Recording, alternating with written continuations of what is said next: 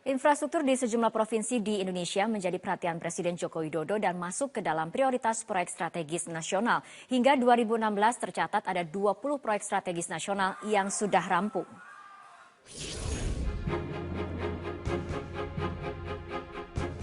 Inilah ruas jalan tol Balikpapan menuju Samarinda yang ditinjau Presiden Joko Widodo dari kilometer 13 Kecamatan Balikpapan Selatan, Balikpapan, Kalimantan Timur. Presiden menargetkan jalan tol sepanjang 99 km itu selesai Desember 2018. Ya ini saya ngecek lagi proyek jalan tol dari Balikpapan menuju ke Samarinda sepanjang 99,2 km. Fisik dan konstruksi sudah selesai 25%, pembebasan lahan sudah selesai 92%, dan kita harapkan nanti juga setelah sampai di Samarinda akan diteruskan lagi ke Bontang. Selain ruas tol, Jembatan Manggar, penghubung ruas tol Balikpapan Samarinda, pembangunannya sudah mencapai 77%. Bulan lalu, Presiden Joko Widodo memamerkan mulusnya jalur Putus Sibau Nangabadao di Kalimantan Barat. Dari 170 km, masih ada 27 km lagi masih berupa tanah keras. Jalan di perbatasan yang kita harapkan dapat menumbuhkan pusat-pusat perekonomian yang baru, dan kita tadi dari pagi 3,5 jam dari Putus Sibau menuju ke Nangabadao kurang lebih 170 km. Dan jalannya dalam pengerjaan ada 27 km yang masih berupa tanah, tetapi nanti akan dikerjakan pagi, siang, malam oleh Kementerian PU. Ini saya dengan Pak Menteri PU. Ya, jadi ini adalah pekerjaan yang masih dalam progres. Insya Allah bisa kita selesaikan seperti yang kita lihat.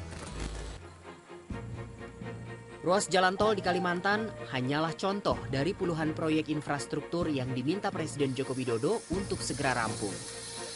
Hingga akhir 2016, ada 20 proyek strategis nasional senilai 27,6 triliun rupiah sudah rampung. Ada 225 proyek infrastruktur dan program penyediaan listrik masuk dalam peraturan tentang percepatan proyek strategis nasional. 20 proyek yang sudah rampung diantaranya ruas tol di Jawa Timur, pembangunan 7 bandara, 6 bendungan, 4 pos lintas perbatasan, Pelabuhan Kalibaru, Jakarta, dan pembangunan pipa gas Belawan Seimengke.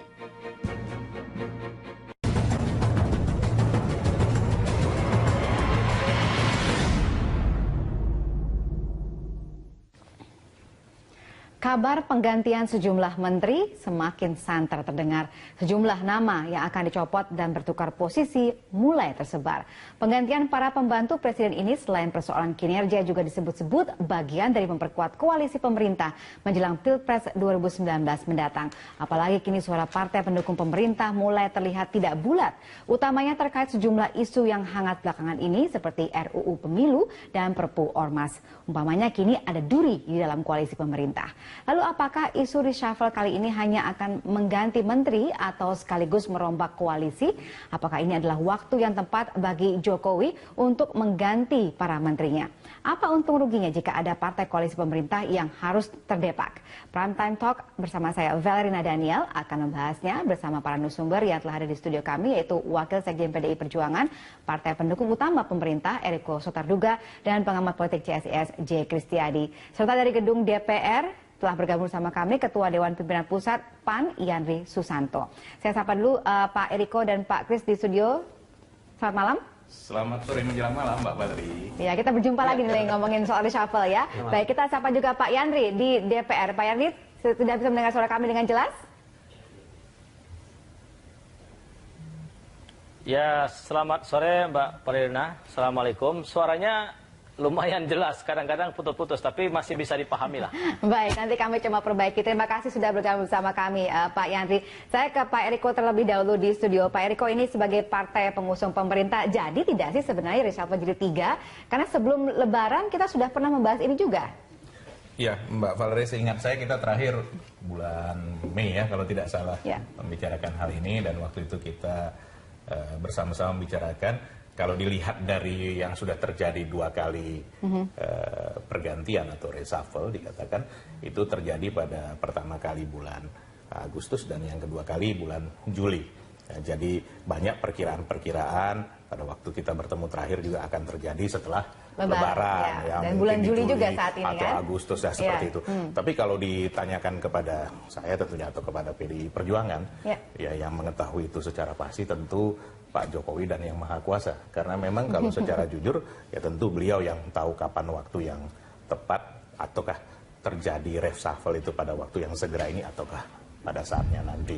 Tapi tentu, kalaupun hal itu terjadi, memang waktunya kan memang tidak mungkin terlalu dekat dengan periodisasi ini. Kalau kita lihat kan pemerintahan ini secara efektif sampai dengan pemilu yang akan datang itu sekitar 1,5 tahun lagi seperti itu. Jadi menurut Anda, kenapa isu ini bisa muncul? Ya, kalau kita melihat memang dari penyampaian dari Bapak Presiden sendiri tentunya pada beberapa kali pertemuan bahwa ada kemungkinan-kemungkinan untuk perubahan-perubahan susunan atau komposisi menteri atau apa. Tetapi sebenarnya kalau kita mengkaji secara utuh, ini sebenarnya hal-hal yang biasa, yang normal. Istilahnya kalau misalnya seperti tim sepak bola kan Pak Profesor, ini sebenarnya kan satu tim, bagaimana tim itu bisa secara utuh untuk menggolkan hasil yang terbaik tentunya, apalagi menjelang nanti pemilu yang akan datang ini. Jadi kalau dirasakan saat ini timnya nggak solid ya? Kalau dikatakan seperti solid atau tidak, tentu Presiden yang paling mengetahui. Tetapi katakanlah untuk menggolkan satu keberhasilan itu, memang tim itu solid dan tim itu mempunyai kinerja yang sesuai dengan yang beliau targetkan tentunya, apalagi dengan janji daripada saat sewaktu kampanye. Tentu ini kan harus diwujudkan secara utuh seperti itu, Mbak Valerie. Oke, saya ke Pak Kris. Menurut Anda ini jawaban normatif seorang perwakilan PDIP atau memang sebenarnya ada sesuatu, ada duri dalam koalisi kali ini? Ya, begini, tergantung Pak Jokowi mengenai self persepsi terhadap dirinya. Maksudnya begini, dia dalam menjadi presiden itu persepsi dia apa sih? Apakah menjadi administrator, ataukah menjadi seorang pejuang ideologi, atau menjadi orang yang pragmatis dan sebagainya. Tapi mudah-mudahan Pak Jokowi punya self persepsi bahwa saya adalah presiden yang akan menjadi benteng ideologi Pancasila. Itu dulu. Nah, setelah itu baru kita tanya sama dia. Kalau Pak Jokowi bersedia menjadi benteng ideologi Pancasila, apa yang dilakukan sekarang ini, dan bagaimana Pak Presiden membaca situasi politik sekarang ini? Sebab kalau tanya sama saya, Pak Kris, situasi seperti apa sekarang ini? Situasi sudah negara di pinggir jurang ini, ya, sudah sangat kritikal. Jadi Pak Jokowi sekarang ini harus melakukan apa saja untuk memperkuat pemerintahan dan negara ini. Nah, apa kaitannya dengan reshuffle sehingga reshuffle ini? Dalam rangka konsolidasi kekuatan pemerintah, kekuatan negara yang betul-betul ingin menegakkan Pancasila ini. Itu penjabarannya banyak, tapi itu dulu. Karena apa? Karena kalau soal-soal teknis urusan yang menteri ini berapa targetnya, menurut saya KSP tahu semua ini. KSP mempunyai alat yang canggih, bagaimana bisa mengecek real time apa yang dikerjakan masing-masing menteri, tahu semua. Nah, sekarang ini kalkulasi politik. Kira-kira siapa menteri yang masih mau diajak mati untuk ideologi Pancasila ini? Siapa? Nah, itu memang itu dasar penilaian sekarang ini. Dasarnya bukan karena cuma kemudian dagang sapi dan sebagainya, tidak begitu. Nah, itu pun tidak terlalu mudah karena memang masing-masing partai mungkin juga punya interest jangka pendek. Tapi Pak Presiden mesti meyakinkan itu. Oleh karena itu menurut saya segera konsolidasi pemerintahan. Kalau dia punya self persepsi bahwa saya adalah orang yang memang mau menjadi benteng, membentengkan negara ini dari segala macam kekacauan, saya akan lakukan sekarang ini, dan saya akan dengan tegas memilih menteri-menteri yang mau saya ajak berjuang menuju ke sana. Berarti dari jawaban Anda ini ada kaitannya juga dengan soal Perpu Ormas yang baru? Loh, ada selalu ada tuh. Ada soal Perpu, ada soal kelompok radikal, ada soal mengenai soal KPK, ada soal segala macam hal semua itu. Tetapi intinya bahwa yang bagi saya ya, kita ada di bibir, ada di persimpangan jalan. Gitu. Kalau pemerintah sekarang memang betul-betul mau mengenjot agar ada kekuatan politik yang cukup signifikan untuk mengatasi semua persoalan ini, memang kita, menurut saya, kita akan masih mengarah kepada sesuatu jalan yang menjadi cita-cita para pendiri negara. Tapi kalau kita menjadi lemah, ya sudahlah.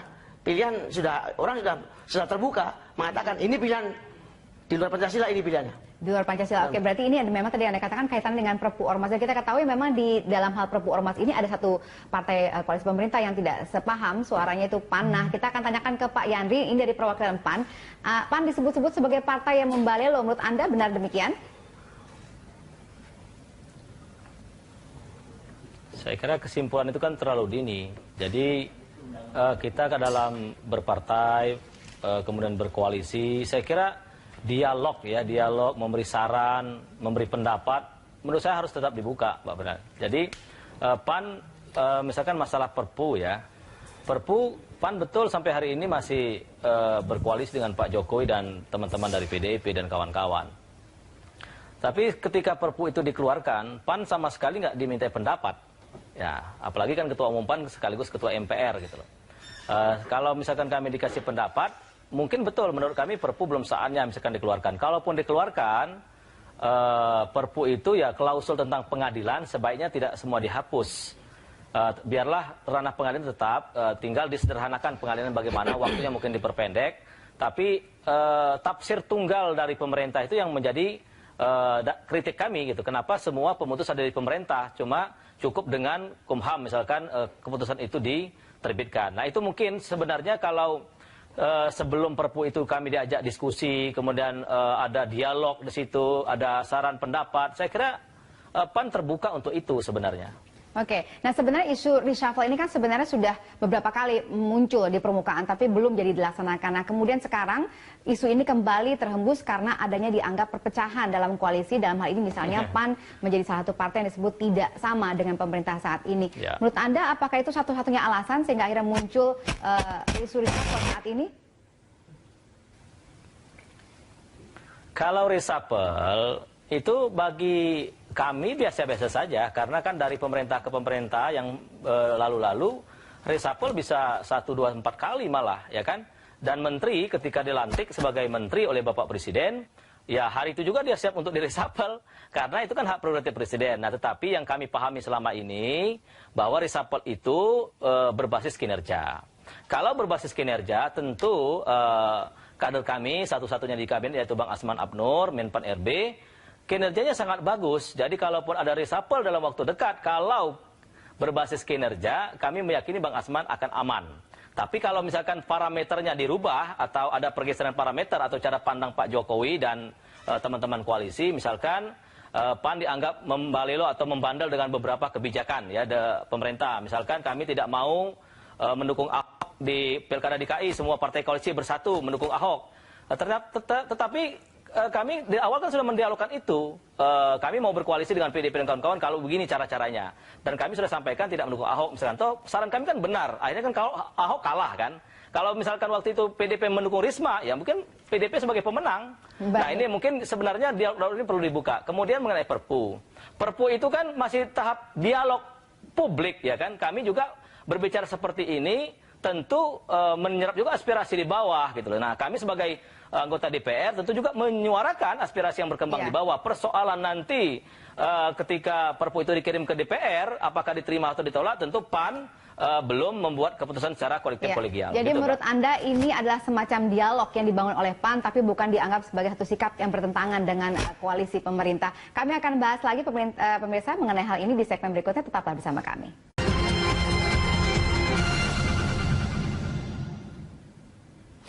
Pemirsa, sebelum dialog kita lanjutkan, kita simak terlebih dahulu sejumlah data yang akan disampaikan rekan saya Eliza Hasan. Silakan Eliza. Baik, terima kasih Valerina Daniel, dan pemirsa kita akan melihat beberapa bentuk dari koalisi dan juga yang di luar koalisi dan beberapa isu-isu mengapa akhirnya parlemen ini ataupun partai-partai ini terbelah menjadi dua. Dan kita lihat di sini di mana beberapa sebelumnya terkait dengan koalisi pendukung pemerintah. Ini partai-partai mana sajakah yang tergabung di dalamnya? Kita lihat di sini ada PDI Perjuangan yaitu 109 kursi, Nasdem 35 kursi, Hanura 16 kursi, PKB 47 kursi, P3 39 kursi, Partai Golkar 91 kursi, dan PAN 49 kursi. Jadi total untuk partai koalisi atau pendukung pemerintah yaitu sebesar 386 kursi. Sementara itu kita akan lihat di sini adalah partai-partai di luar koalisi pemerintah, yaitu adalah di mana ada Gerindra dengan jumlah 73 kursi, ada PKS 40 kursi, dan Demokrat 61 kursi. Total di luar koalisi pemerintah menjadi 174 kursi. Ya, kita lihat di sini ada beberapa isu yang akhirnya membuat beberapa partai koalisi pemerintah ini akhirnya terbelah menjadi dua. Ini adalah isu-isu krusial yang belakangan ini sering muncul, yaitu adalah terkait dengan isu RUU Pemilu.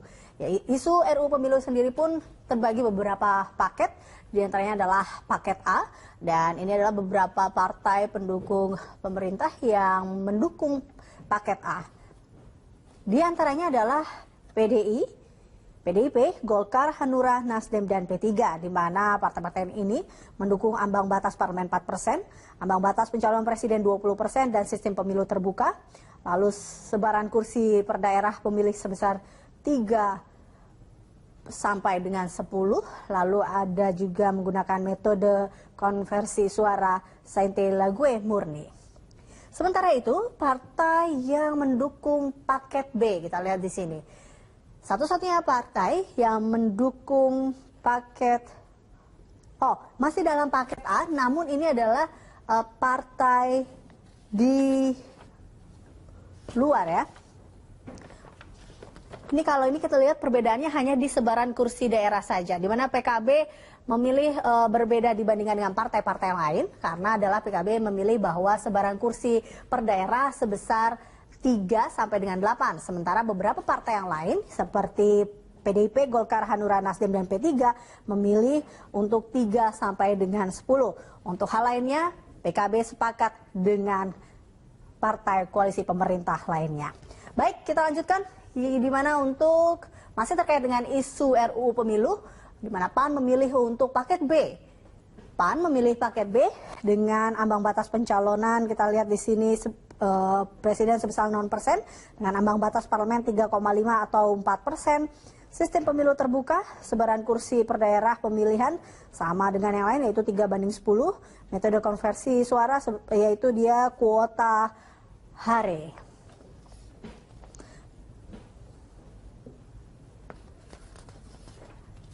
Selanjutnya kita lihat dari partai di luar koalisi pemerintah. Ini ada PKS, Gerindra, dan juga Demokrat. Mereka ketiganya tidak memilih salah satu paket yang diberikan, baik paket A ataupun paket B, dan ketiganya meminta untuk diputuskan di paripurna. Kita akan melihat isu lainnya yang menjadi pembahasan dalam, kita lihat yang menjadi terbelahnya isu di parlemen ini, selain dengan tadi adalah isu RUU Pemilu, kali ini ada isu Perpu Ormas.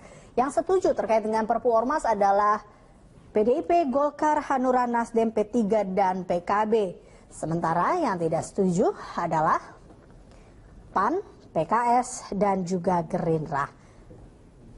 Padahal kita tahu sebenarnya PAN adalah partai koalisi pemerintah.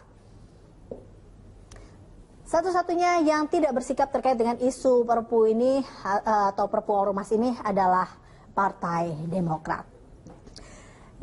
Ya, nah karena isu-isu ini kita tahu bahwa isu hangat ini, baik isu RUU Pemilu dan juga isu Ormas ini, hingga akhirnya muncullah beberapa isu lainnya yang mengatakan bahwa terkait akan adanya perombakan kabinet atau yang dikatakan juga dengan reshuffle kabinet. Kita akan lihat siapa sajakah yang dikabarkan akan menggantikan posisi siapa. Nah ini dia, kita akan lihat sini rombakan kabinet.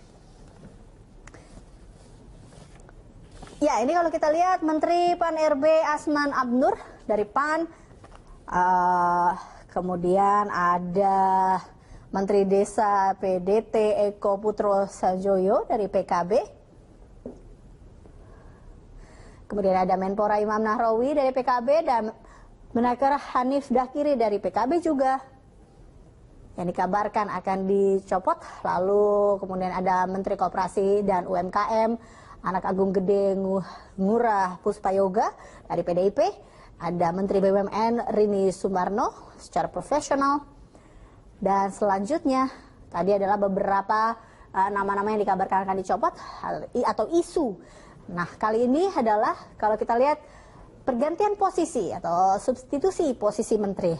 Ini skenario pertama, kemungkinan adalah Menteri Keuangan Sri Mulyani akan dipindahkan menjadi atau menuju Kementerian Koordinator Perekonomian.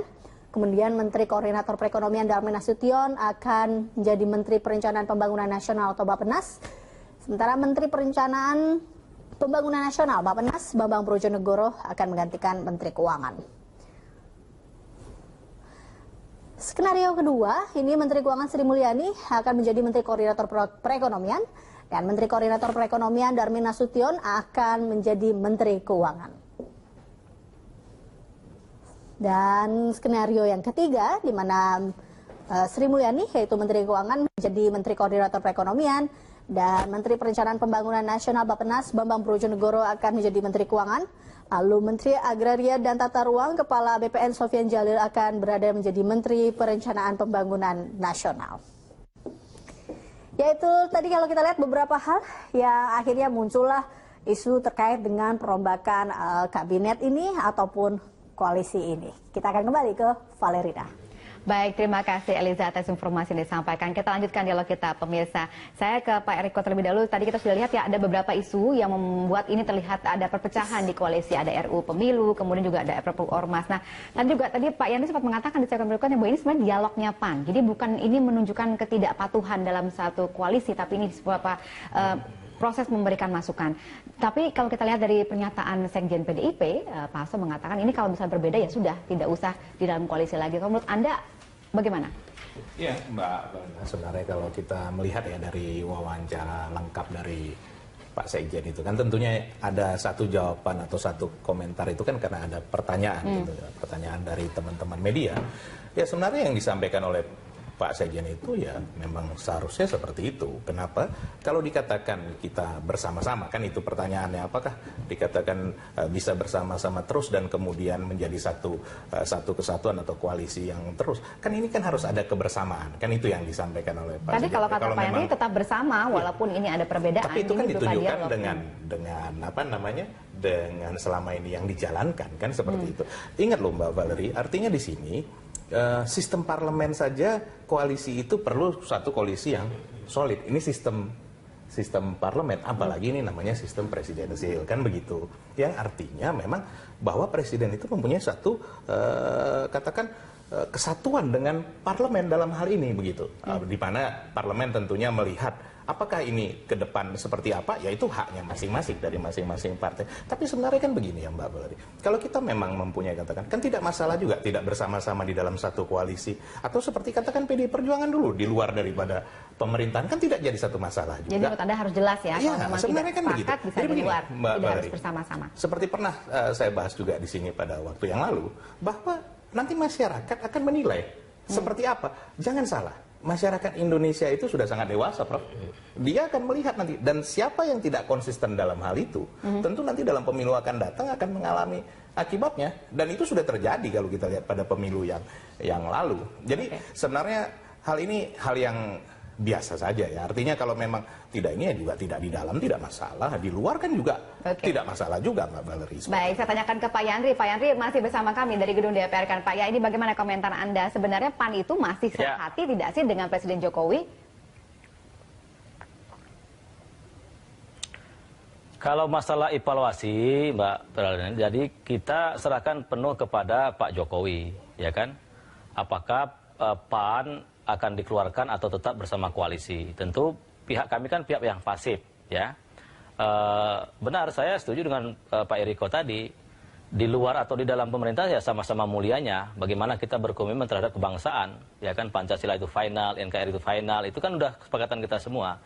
Tetapi dalam hal misalkan mengambil beberapa keputusan, kita hormati juga sistem di partai masing-masing tentu kan berbeda. sekali lagi kami dalam mengambil keputusan tidak serta-merta misalkan kami setiap keputusan pemerintah harus didukung dengan membabi buta atau harus pasti kita dukung tanpa misalkan saran dan masukan. Saya kira kan sebagai teman yang baik sebenarnya memberikan masukan itu juga baik gitu loh. Memberikan saran juga harus ditunggu oleh sesama koalisi. Tetapi sekali lagi kalau toh pada akhirnya kami harus dikeluarkan dari koalisi, bagi kami juga nggak ada masalah. Bagi kami juga nggak ada beban. Bagi kami mendengar aspirasi konstituen kami juga jauh lebih penting gitu. Tetapi sekali lagi karena hak prerogatif itu ada di Pak Jokowi, kami serahkan kepada Pak Jokowi.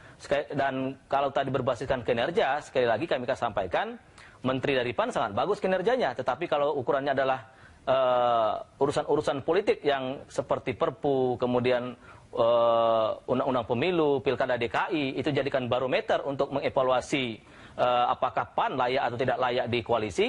Sekali lagi itu pun kami serahkan kepada Pak Jokowi. Gitu. Baik, nah kalau misalnya tadi Anda mengatakan inilah sebenarnya sebuah dialog. Kenapa dialog itu tidak dilakukan secara tertutup tapi kemudian diwujudkan dalam bentuk perbedaan sikap sehingga akhirnya menimbulkan pertanyaan dari berbagai pihak apakah ini koalisi sebenarnya masih solid atau tidak? Iya. Saya katakan tadi, dari awal PAN masalah Perpu sama sekali nggak diajak duduk bersama ya. Kemudian dalam rancangan undang-undang pemilu yang memang sangat intensif kita bahas di DPR, beberapa kali pertemuan resmi yang diinisiasi oleh Pak Wiranto, misalkan PAN nggak pernah diajak gitu loh. Nah, sementara kami kan masih di koalisi. Sejatinya kalau misalkan ada perbedaan, kemudian ada silang sengketa pendapat, itu ya mari kita duduk bersama, duduk satu meja, mungkin ada argumentasi yang sama, ada argumentasi yang berbeda, kita cari titik temu. Misalkan kenapa kami sampai hari ini masih antara 0% atau 10%. Tentu kami ada alasan-alasan yang rasional juga. Nah, itu mungkin perlu didialogkan gitu loh.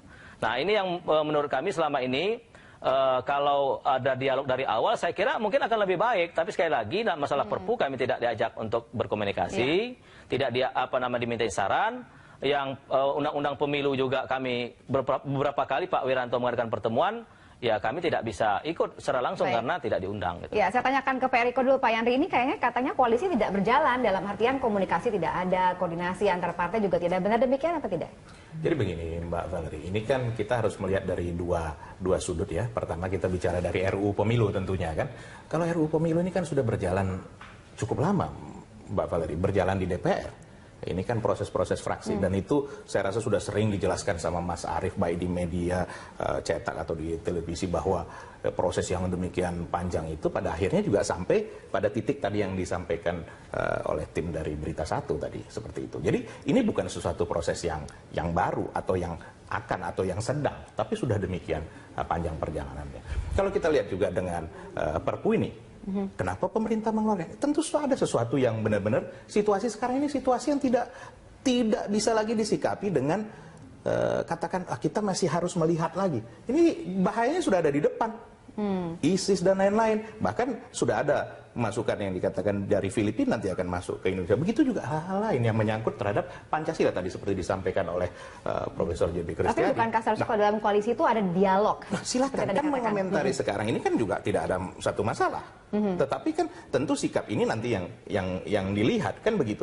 Tentu tidak mungkin sembarangan seperti pemerintahan Pak Jokowi, seperti Pak Jokowi yang selama ini selalu memberikan kesempatan kepada semua untuk berbicara. Tetapi dalam Perpu ini kan tentu ada sesuatu hal yang sudah sangat mendesak, yang tidak bisa lagi kita tunggu nanti 3 bulan lagi, 6 bulan lagi. Apakah kita mau terjadi hal-hal yang tidak diinginkan? Kan tidak seperti itu. Nah, artinya pemerintahan ini kan tentu punya proses.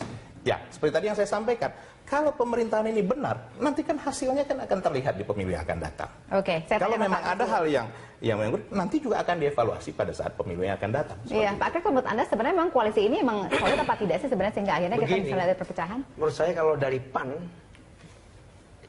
belum ada istilahnya sikap yang tajam, perpecahan tidak ada. Saya bisa memahami misalnya soal dialog. Ada pernyataan Mas Sekjen PDIP dan pernyataan Mas Yandri itu juga bagian daripada dialog menurut saya. Nah, dan sebetulnya saya yang belum mengerti begini, kalau mendengar kata-kata Mas Yandri itu sebetulnya PAN itu cukup akomodatif dan cukup mau nyaman mau bersama-sama Pak Jokowi menurut saya ya, menurut saya. Nah, tetapi yang saya rasakan ini mungkin ada persoalan di internal di PAN yang membuat teman-teman di PAN tidak bisa sepenuhnya dengan cepat dan tegas memang saya bagian koalisi secara konsekuen. Itu mungkin memang ada di dalam internal PAN sendiri ada sesuatu yang memang membuat teman-teman di PAN ini harus perlu dialog dan sebagainya. Dan saya kira memang juga dialog di internal PAN saya kira juga perlu dilakukan secara lebih intensif supaya kemudian bisa lebih jelas sikapnya seperti apa. Meskipun sekarang ini saya misal soal Perpu, saya juga bisa mengerti. Saya bisa mengerti pemerintah menerbitkan Perpu, saya bisa mengerti itu. Tetapi saya juga bisa mengerti bahwa jangan sampai Perpu ini nanti menjadi hukum gregetan. Ya kan? Hanya apa? Hanya digunakan dengan otoritas tunggal yang kemudian yang beda pendapat dengan pemerintah itu menjadi lawan pemerintah. Jangan begitu nanti. Ini juga ada baiknya itu. Tapi menurut saya internal di PAN menurut saya harus lebih terkonsolidasi. Baik, saya tanya ke Pak Yandri, emang benar Pak tidak ada konsolidasi yang tunggal di PAN mengenai Perpu ini? Kalau PAN itu sistemnya kan kolektif kolegial, Pak Jiksredi. Jadi PAN selalu mengedepankan rapat-rapat resmi di partai. Misalkan ketika kami masuk koalisi Pak Jokowi, kami mengadakan Rapimnas, seluruh PAN se-Indonesia kami undang. Bagaimana rencana dengan koalisi Pak Jokowi. Termasuk hal-hal yang sangat strategis, misalkan masalah undang-undang pemilu. Kami kan ada hasil Rakernas, rekomendasi Rakernas. Nah itu perlu kami sampaikan dulu kan ke publik. Perlu kami sampaikan juga ke konstituen bahwa kami berjuang seperti ini. Nah yang saya katakan tadi, kami tetap mau berdialog. Tapi kan beberapa kali pertemuan, kenapa kami nggak diajak gitu loh, Mbak Pranel. Jadi sebenarnya saya setuju dengan Prof tadi. Jadi sebenarnya nggak ada masalah gitu loh. Selama kita ini bisa memahami satu sama lain. Nah kalau masalah Perpu tadi, ya kalau misalkan harus dikeluarkan, tapi kan kami memberikan saran. Misalkan klausul tentang pengadilan sebaiknya misalkan tidak dihapus semua. Jangan sampai tadi kata Prof tadi ya pemutus tunggal itu ada di pemerintah sehingga nanti semua yang dianggap berlawan dengan pemerintah bisa dibasmi. Itu kita nggak mau seperti itu. Maka dialog-dialog itu dalam penyempurnaan kebijakan pemerintah menurut saya ini menurut PAN perlu duduk bareng dulu gitu loh sebelum sesuatu yang sangat strategis itu dilemparkan ke publik sehingga nanti kita jawabannya sama, tidak ada lagi ada perdebatan di publik. Nah sekarang kan kami nggak diajak, tiba-tiba misalkan Perpu keluar. Nah ketua umum kami ya menyarankan seperti itu. Kalau kami misalkan dimintai pendapat, walaupun bisa jadi pendapat kami itu yang diberikan kepada Pak Jokowi belum tentu juga dipakai. Tetapi ruang untuk menyampaikan pendapat atau dialog atau memberi saran itu ya mari kita buka sama-sama. Nah itu namanya berkoalisi gitu loh. Baik, itulah namanya koalisi ya. Jadi ada mungkin dialog yang mutual di antara berbagai pihak dalam koalisi tersebut. Nah tentunya kita juga akan membahas yang lainnya yaitu soal reshuffle kabinet ini. Siapa-siapa saja menteri yang akan terdepak dalam reshuffle berikutnya jika jadi dilaksanakan. Kami akan kembali saja berikut ini.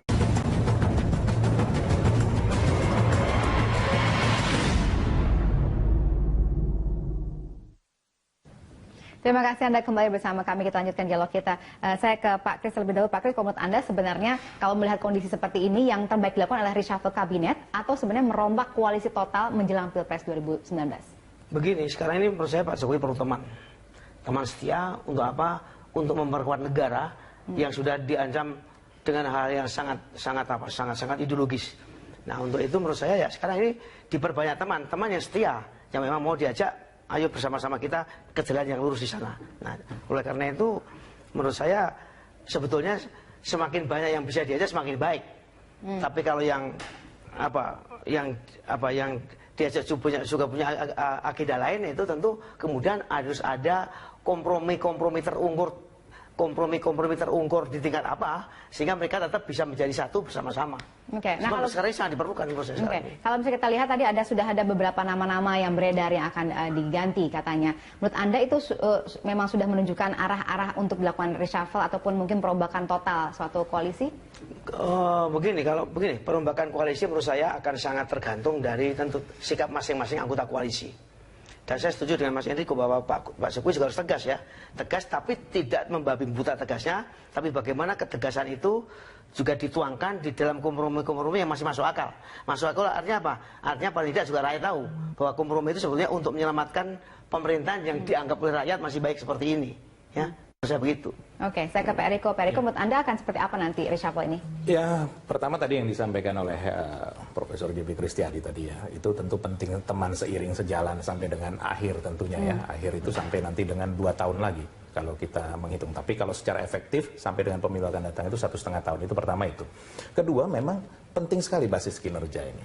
Kenapa Mbak Valerie? Kalau kita melihat situasi perekonomian dunia saat ini juga tidak mudah. Bukan hanya situasi perekonomian dunia, situasi keamanan, situasi permasalahan-permasalahan geopolitik. Jadi ini harus diselesaikan dengan komprehensif, betul-betul. Memang langkah pemerintah sudah sangat tepat dengan membangun infrastruktur kan begitu. Tapi tidak hanya infrastruktur saja, tapi bagaimana pembagian kue ini yang lebih merata. Bagaimana sampai di tingkat-tingkat desa bahwa masyarakat merasakan pembangunan itu sendiri. Dan ini perlu dipercepat. Infrastruktur sudah berjalan, tapi perekonomian di sana juga harus berputar memberikan feedback yang baik. Kalau kita lihat seperti pertumbuhan perekonomian di angka 5,2%, Mbak Valerie, itu sebenarnya baik. Tapi sebenarnya bisa lebih dari itu. Karena kenapa? Untuk menampung tenaga kerja, Pak JP ini, Prof, itu mesti paling tidak di atas 7%. Dalam pertumbuhan penduduk, kemudian dalam nanti demografi, katakan bonus demografi yang akan dirasakan pada saat mendatang ini. Nah ini harus ditata saat ini. Nah saya rasa itu yang barangkali. Jadi isunya adalah soal ekonomi dan keamanan. Jadi kemungkinan akan menteri-menteri di bidang itu yang akan diganti. Lagi loh, Mbak. Yang diterangkan Mas Enrico benar sekali tuh. Ekonomi, infrastruktur dibangun. Tetapi sekarang ini kalau kita juga tidak mempunyai cara yang canggih, bahwa hal-hal yang masuk akal bisa dikalahkan dengan hal-hal yang tidak masuk akal. Apa itu misalnya contohnya? Loh, isu-isu primordial. Isu-isu primordial begitu dahsyat, bisa menghajar orang yang berprestasi. Yang puas, saya puas kerjanya si Ahok itu. Pilih nggak mau. Kenapa? Karena kodratnya lain sama kita. Bisa begitu, ya nggak? Itu tugas Pak Jokowi lebih berat lagi. Karena bagaimana dia juga bisa mengemas hasil ini. Yang hasil itu juga tiba-tiba loh. Kalau dibangun Papua jalan tol atau kereta api, bukan kemudian setahun kemudian ada produksi ekonomi yang mensejahterakan masyarakat, masih perlu waktu itu. Ya. Jadi ini juga tugas ini menurut saya harus bersama-sama. Tentu partai-partai juga harus menyadari itu bahwa apa? Bahwa pertarungan, kecuali pertarungan realitas hasil konkret, tapi pertarungan opini yang sudah keruk, ya, dengan kebencian dan permusuhan itu masih terasa. Sekarang masih terasa sekarang ini. Oke. Sampai dibentuknya dengan UKP. Pancasila itu kan Pancasila itu kan untuk melawan itu sebetulnya. Ya, sebenarnya seperti itu. Jadi kalau kami ya melihat ya, artinya saya dan juga dari partai melihat apa yang dilakukan Pak Jokowi sudah sangat baik, tapi ini harus memang lebih difokuskan lagi. Dan ini yang sebenarnya dituju oleh Pak Jokowi, membentuk tim yang betul-betul memang tangguh. Satu tim itu tidak bisa hanya karena satu orang atau dua orang, tapi betul-betul satu tim yang utuh. Siapa yang menyerang, siapa yang bertahan, siapa yang betul-betul bisa menjaga dan tahu prioritas dengan baik dan tahu prioritas. Dan ada yang jaga. Ini medsos ini gila-gilaan, jaga betul nih. Supaya kalau tidak beres, tembak juga kan begitu. Loh, ditembak bukan ditembak orangnya. Artinya diperlakukan secara adil, tapi jangan sampai kemudian kebebasan itu justru digunakan untuk menghancurkan demokrasi. Dan kalau kita melihat yang disampaikan Prof oleh Pak Jokowi, jelas bahwa kalaupun ada yang tidak setuju dengan Perpu ini, silakan menggugat di pengadilan. Dan sebenarnya semua sudah dibuka. Artinya equal itu sudah ada perlakuan yang seimbang. Tapi kita dukunglah, berikanlah kepercayaan kepada beliau untuk memilih timnya yang terbaik. Apakah beliau mau mengadakan reshuffle saat ini ataupun tidak? Itu tentunya beliau yang sangat memahami. Oke, saya ke Pak Yandri di gedung DPR. Pak Yandri, bagaimana komentar Anda dari PAN? Ya, sekali lagi saya sampaikan dari awal tadi, reshuffle sesuatu yang biasa ya. Karena itu mutlak dan hak subjektif atau hak prerogatif Bapak Presiden. Dan Pak Jokowi diberi mandat oleh rakyat untuk sampai tahun 2019. Kita percayakan aja kepada Pak Jokowi. Kalaupun partai-partai koalisi memberi saran kepada Pak Jokowi perlu reshuffle, Menteri A, Menteri B yang direshuffle atau Menteri A yang dipindahkan tukar tempat. Saya kira itu sekedar saran. Toh pada akhirnya Pak Jokowi lah yang tahu kebutuhan untuk sisa masa jabatannya. Nah oleh karena itu PAN sangat menghormati itu. Ketika misalkan ada evaluasi. Kalaupun nanti misalkan PAN kena reshuffle ya, sekali lagi kami kan bersifat pasif, nggak bisa ngotot, nggak bisa ngoyo. Tetapi dari awal saya sampaikan, kalaupun ukurannya berbasis kinerja, Bang Asman Abnur sampai hari ini kinerjanya bagus. Tapi kalau mungkin ada sisi lain, misalkan Pak Menteri menilai kader PAN kurang pas sehingga perlu ada perbaikan di sana sini dan harus diganti, sekali lagi serahkan kepada Pak Jokowi. Kami tidak bisa menjangkau itu semua. Nah, tetapi kalau kami misalkan diajak dialog, diajak beri saran, tentu kami dengan senang hati akan duduk bersama dengan Pak Jokowi untuk memberi saran bagaimana sisa masa jabatan ini supaya lebih maksimal dan lebih efektif. Gitu, Pak Valerie. Baik, saya kembali ke studio ini. Kalau misalnya dilihat dari jawabannya, PAN sudah legowo ya kalau bisa ternyata memang terdapat seperti isu yang beredar saat ini.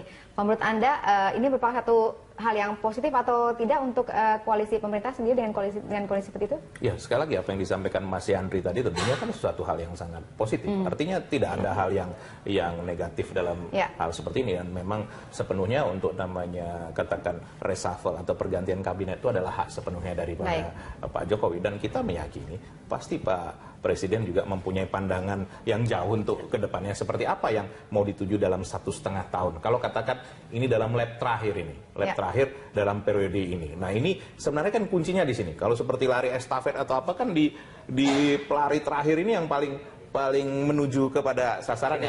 Seperti itu Mbak Valerie. Kami meyakini bahwa Pak Jokowi tentu berpikir dan memutuskan yang terbaik di saat yang akan datang. Baik, Pak Kris, kalau membaca situasi saat ini kira-kira bagaimana? Apakah akan ada partai baru masuk lagi atau mungkin hanya sekedar mengeluarkan partai yang tidak solid? Saya kira Pak Jokowi mesti akan hati-hati, dan menurut saya Pak Jokowi akan tetap berusaha merawat koalisi yang sudah ada, yang sudah di tangan akan dirawat dengan baik. Ya, artinya kalau tidak keterlaluan bahwa dia juga sudah sangat menyimpang atau hal-hal yang dianggap akan memperlemah pemerintahan, pasti akan masih diakomodasi.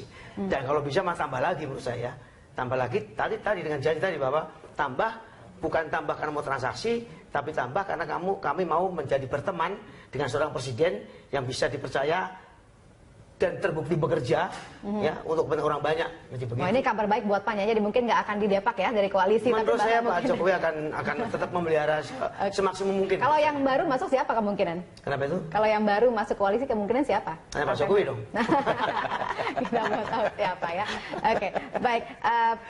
Baik, sebelum kita tutup, kira-kira menurut Anda kapan nih akan reshuffle nih? Tadi Anda katakan ada wangsit kapan kira-kira Pak? Ini taruhan aja. Kalau saya memilih, ini kan lalu insting-insting aja nih, ya kan. Andai kata diumumkan, itu mungkin akan dipilih hari Rebu. Kenapa Rebu? Karena saya lahir pada hari Rebu, itu aja. Jadi ini insting Anda bukan Pak Jokowi ya. Oke, baik. Kalau menurut Anda dari PDIP sendiri bagaimana kemungkinan kalau yang menjadikan reshuffle jadi 3 terjadi, kapan akan dilaksanakan?